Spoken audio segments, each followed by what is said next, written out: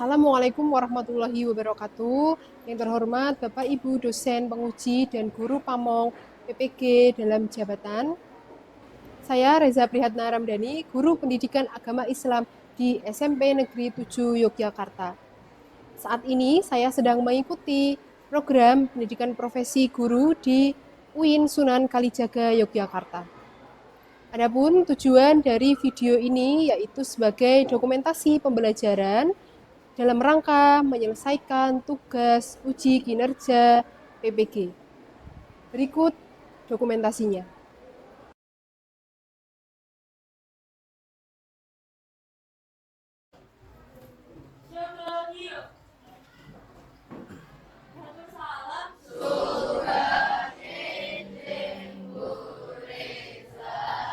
Sugeng enjing para siswa, monggo sami lenggah. Assalamualaikum warahmatullahi wabarakatuh. Oke, anak-anak, mari kita berdoa dan tadarus. Silakan hadap ke depan semuanya. Dengan sikap yang baik, mari kita berdoa. Berdoa dimulai. A'udzubillahi minasyaitonirrajim. Oke, untuk tadarus pada pagi hari ini kita membaca surat Al-Isra ayat 105 sampai 109 ya. Anak-anak, kalau kita resapi tadi dari artinya, ada beberapa ayat yang memerintahkan pada kita manusia untuk bersujud. Oke. Tidak hanya manusia saja yang bersujud, tetapi makhluk ciptaan Allah yang lain dengan cara masing-masing. Hewan juga bersujud, tumbuhan juga bersujud, seperti itu. Oke. Kemudian kita lanjutkan dengan menonton sebuah video supaya kalian lebih dapat meresapi kenapa kok harus bersujud. Apa sih manfaatnya? Coba kita saksikan. Ternyata tanpa kita sadari, sujud itu mendatangkan beberapa manfaat. Ada hikmahnya juga. Dan Allah menciptakan atau merangkai segalanya yang ada di hidup ini, terutama dalam hal ibadah, khususnya sujud itu, dari segi sains pun ada ilmunya, gitu ya. Otak strukturnya menyerupai ketika orang sedang bersujud. Gitu. Oke. Yang ibu mau tanyakan, apakah sujud-sujud kalian sudah benar? Apa saja yang mengenai tempat sujud? Apa? Dahi dan kemudian tangan, satu atau dua telapak tangannya? Dua. Kemudian apa lagi? Kakinya yang mana? Lutut, dua lutut dan jari atau di jempol. Sudah benar seperti itu? Nah, sikunya berarti tidak perlu nempel ya. Kan tadi cuma dua. Jadi ujung jempol dua, lututnya dua, telapak tangan dua, dan satu lagi dahi dan juga ini hidungnya. Pastikan ada 7. Nah, kemudian kalian tahu ada berapa sujud? 3? Apa saja itu? Oke, luar biasa. Nanti kita akan mempelajari itu lebih dalam. Tapi sebelumnya, Ibu memeriksa terlebih dahulu apakah kelas 7D ini 32 siswa yang hadir. Oke, baik. Dari 3 sujud tadi yang sudah kamu sebutkan, ada yang pernah melaksanakannya? Belum? Sama sekali? Oke, nanti kita pelajari di sini, dan kalau ada pertanyaan bisa langsung disampaikan ya. Yang pertama, kita masuk pada sujud syukur. Kira-kira orang itu bersyukur jika apa? Mendapatkan rezeki. Selain itu? Selain bersyukur karena mendapatkan rezeki? Oke. Benar, tadi sujud syukur karena salah satunya mendapatkan rezeki. Kemudian kalau sujud sahwi itu karena keraguan atau kesalahan, ya. Kemudian kalau sujud tilawah itu karena menemui ayat-ayat sajadah. Apa saja? Oke, berikut ini. Oke, sebelumnya Ibu sampaikan dulu tujuan pembelajaran yang akan kalian dapatkan nanti. Yang pertama, kalian nanti akan tahu pengertian sujud syukur, sahwi, tilawah. Kemudian dalil-dalilnya apa saja. Kemudian cara-caranya bagaimana. Kalian nanti coba di sini. Kemudian hikmahnya apa sih secara detailnya, dan diperagakan di sini nanti ya secara berkelompok karena kalian sudah duduk bersama kelompoknya masing-masing. Mas Garal boleh bantu dibacakan pengertian dari sujud secara umum? Sujud menggambarkan penghambaan dan kepasrahan diri kepada Allah Subhanahu wa taala. Manusia bersujud hanya kepadanya pada sesama manusia. Kita diperintahkan untuk saling menghormati, kaki, lutut, telapak tangan, dan dahi menempel semuanya di atas alas.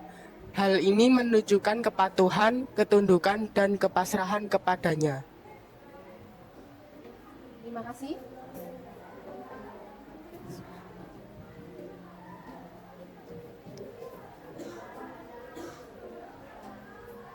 Kenapa dikatakan sujud itu bentuk penghambaan? Karena sujud itu kan paling dekatnya kita kepada bumi. Ya, jadi itu sebagai bentuk penghambaan diri, merasa rendah di hadapan Allah Subhanahu wa taala, maka itu disebutkan bahwa penghambaan diri, kepasrahan diri kepada Allah Subhanahu wa taala. Pernah merasakan nikmatnya bersujud? Ketika kamu sedang gelisah, resah, brain out banget ini, nah kamu cobalah bersujud, aliran darah akan mengalir ke otakmu karena apa? Lebih rendah dari anggota tubuh yang lain. Diresapi setiap sujudnya. Nah, apalagi ada yang kalau di sujud terakhir itu biasanya diperlama. Nah, itu selain manfaatnya itu tadi, juga bisa kamu selipi dengan berdoa. Sujud terakhir, insya Allah salah satu cara mempercepat doamu terkabul ya. Jadi jangan lupa saat sholat sujud terakhirnya agak dilamain dan minta apa saja sama Allah. Ya, Allah malu kalau tidak mengabulkan permohonan hambanya. Tapi jangan kegeeran ya kalau doamu langsung dikabulkan. Ya, tetap harus ada effort juga, harus ada usaha. Allah mau bukti. Kalau kamu sudah berdoa, apa buktinya? Kalau sudah berdoa banget-banget, tapi usahanya cuma rebahan, sama aja. Ya. Oke, selanjutnya.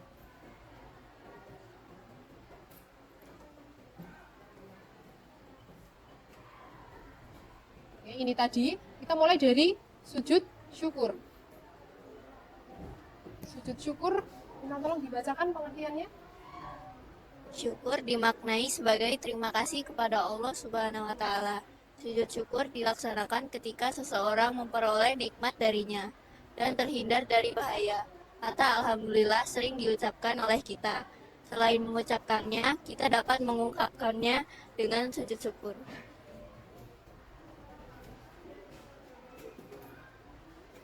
Ya, terima kasih Mbak Kanaya. Oke. Dimaknai sebagai tanda terima kasih sebagai wujud terima kasih kita pada Allah, memperoleh nikmat atau terhindar dari bahaya. Ya, kata kuncinya itu.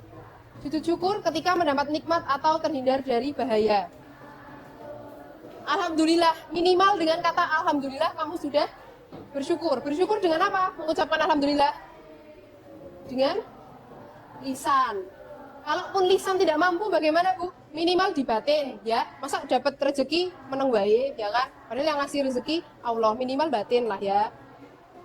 Kemudian ya, mengucapkannya, mengagungkan, mengucapkan, membuktikan atau perilakunya dengan sujud syukur.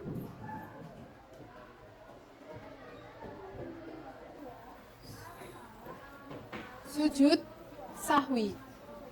Sujud sahwi adalah, tolong Mbak Aira dibacakan.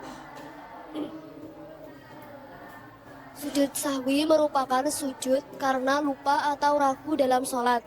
Sujud ini dilakukan 2 kali sebelum salam. Atau jika ada yang mengingatkan bahwa rakaatnya kurang setelah ia selesai sholat dan melakukan salam, maka harus segera berdiri dan melengkapi rakaat. Selanjutnya, ia melakukan sujud sahwi. Hukum melakukan sujud sahwi adalah sunnah. Terima kasih. Ada yang pernah lupa? Loh, aku tadi 2 rakaat apa udah 3? Ada yang pernah? Nah, kira-kira kenapa kamu kok sampai lupa? Kelingan hal-hal yang lain biasanya. Atau lupa? Loh, aku tadi udah baca bacaan rukuk belum? Kok tiba-tiba sudah ini tidak aja. Nah, lupa baca? Nah, ini Allah sangat murah hati pada kita. Kalau ada yang kurang atau ada yang keliru, tidak terus batal sholatmu ganti, enggak ya. Dengan kemurahannya Allah memberikan solusi, yaitu dengan sujud sahwi. Ya. Jadi apa sebabnya sujud sahwi? Diulangi. Karena lupa, lupa rakaat atau ragu dalam sholatnya atau ragu-ragu dalam bacaannya itu. Oke. Nah, kalau kamu ragunya di tengah sholat, maka disebut sujud sahwi di dalam sholat. Kalau setelah salam, ya berarti di luar salam. Masih rangkaian sholat, tapi sudah di luar salam. Selanjutnya, ini dalilnya. Apabila salah seorang di antara kamu ragu dalam sholat, apakah ia telah mengerjakan 3 atau 4 rakaat, maka hendaklah ia menghilangkan keraguannya. Maksudnya yakin dulu, ya wes aku ketoknya di loro, udah 2, tapi nanti di akhir plus sujud sahwi. Dan sholatnya diteruskan menurut apa yang dia yakini. Kemudian hendaklah ia sujud 2 kali sebelum salam. Sujudnya berapa kali? 2. Kalau syukur tadi, beda ya. 2 kali apa yang dibaca, Bu? Selanjutnya. Yang ini di dalam sholat, yang ini di luar sholat atau setelah salam. Yang pertama ibu bacakan, karena tulisannya kecil nanti mungkin tidak terbaca dari sana. Sebelum salam, setelah tasyahud akhir, masih hidajal gitu ya. Kemudian kamu langsung sujud. Ini yang gambar kedua, sujud. Allahu Akbar untuk sujud dan membaca bacaan sujud sahwi. Kemudian bangun, bertakbir, duduk di antara 2 sujud, tidak membaca bacaan. Kemudian sujud lagi, sama, bacaannya juga sama. Kemudian bangun untuk bangun dari sujud dan duduk tawaruk, kemudian salam. Selesai sholatnya. Ya. Kalau yang di luar sholat, setelah salam itu, ya sama, langsung sujud, kemudian bangun, sujud lagi membaca, bangun dan salam. Sudah. Jadi ini ada yang ngingetin kamu, kurang rakaatnya. Oh ya udah, langsung sujud 2 kali. Yuk, 1, 2, 3. Wala yana wala yasbu. Baca sekali. Sekali lagi. Subhanallah yanamu wala yasbu. Oke. Cukup pendek ya, beda dari yang tadi. Selanjutnya untuk tilawah. Sujud tilawah itu apa? Minta tolong Mas Dika. Sujud tilawah dilakukan ketika membaca ayat-ayat sajdah dalam Al-Quran, baik ketika salat maupun di luar salat. Begitu pula pada saat membaca atau menghafal atau pada saat mendengarkan bacaan Al-Quran. Sujud tilawah adalah sunnah. Terima kasih. Ya, sujud tilawah itu kalau kamu menjumpai ayat-ayat sajadah. Pernah tahu ada di Quran bentuknya seperti sajadah? Nah, kayak tadi yang kita baca di awal, di ayat terakhir tadi ya, 109 Al-Isra, itu salah satu ayat sajadah. Nah, kenapa kok di sini saat membaca Al-Quran ataupun saat tadarus ataupun saat membaca ketika sholat, ya karena itu yang dibaca, ya. Karena itu yang dibaca, itu ditemukan, maka disunahkan untuk sujud tilawah. Pernah nggak kamu sholat jamaah bareng-bareng? Sholat suratnya belum selesai, kok imamnya sujud? Nah, apa yang kamu lakukan? Ikut apa berdiri aja, wes mau rampung kok baca surat? Ikut sujud, ya. Jadi apapun yang dilakukan imam, ikuti. Walaupun imamnya juga sujud sahwi, ya ikut. Karena apa? Kamu konteksnya sedang sholat bareng-bareng berjamaah, jadi diikuti. Oke, tapi harus Bu?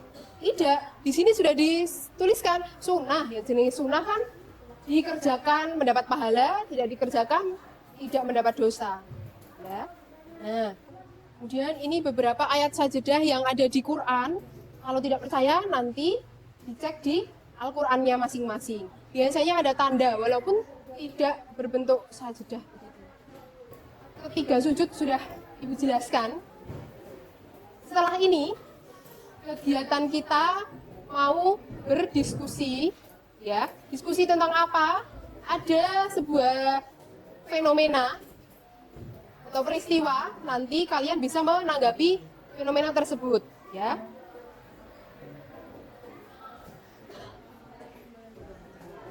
Oke, setiap kelompok sudah menerima. Nah, yang pertama dilakukan adalah membaca peristiwa yang ada di situ. Ibu tadi berikan 2 lembar. Yang pertama, lembar pertama itu ada sebuah peristiwa. Kemudian lembar kedua adalah LKPD-nya. Betul? Pertama kalian ringkas dulu tentang apa itu peristiwanya. Anak-anak, silahkan didiskusikan bersama kelompokmu selama 15 menit. Ya. Kemudian nanti langsung lanjut presentasi di depan. Perkenalan dulu kalian dari kelompok. Perkenalkan, kami dari kelompok 4 akan membahas tentang sujud tilawah Di dalam atau di di luar? dalam sholat. Nah, terus Inti kasus yang kami pelajari adalah seorang santri dari Lawu menjadi imam subuh dan membaca surah yang mengandung ayat sajadah. Lalu melakukan sujud tilawah tanpa ruku. Jamaah bingung karena mengira sholat subuh dilakukan 3 rakaat.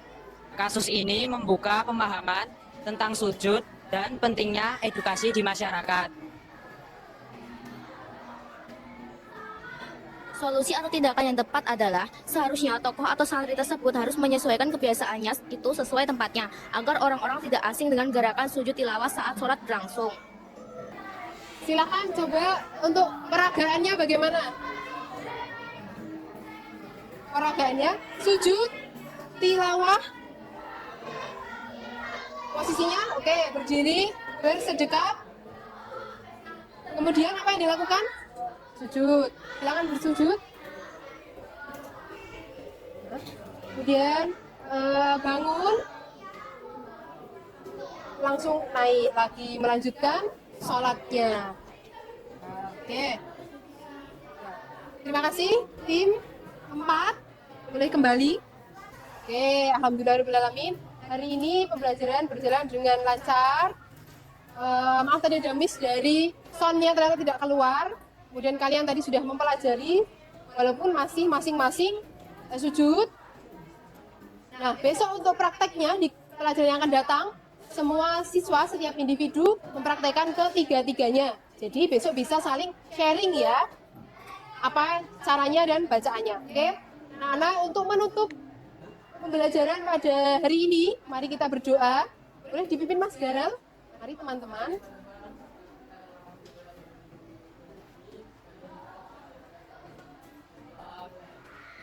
Subhanakallahumma wa bihamdika asyhadu an la astaghfiruka. Alhamdulillahirabbil alamin. Wassalamualaikum warahmatullahi wabarakatuh.